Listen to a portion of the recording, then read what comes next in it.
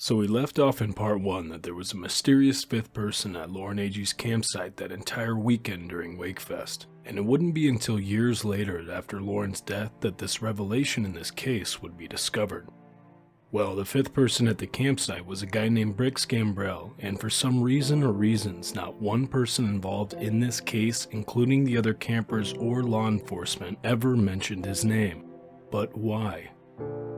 With all the secrecy and silence that already surrounds this case, I find it very fitting that no one has even mentioned Brix's name for some time, but I also find it very surprising that people were able to keep this secret for so long. But again, why?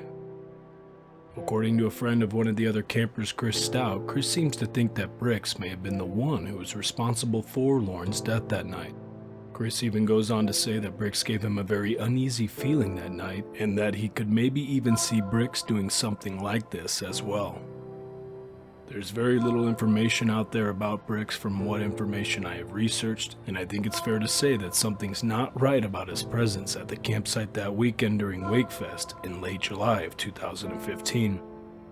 So please join me on part 2 of this wild case as I look further into this new mysterious revelation, and then I will conclude the 2-part series by giving my own personal thoughts and opinions on this case, while also trying to put everything I have learned about this case into one big speculated theory.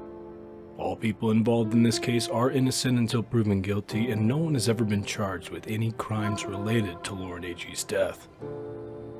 Also, don't forget to check out part 1, which is available now on many different platforms, and that way you'll have a much better understanding of where I'm going with this whole story. I'm your host, Drew V, and you've been listening to Drew Crime.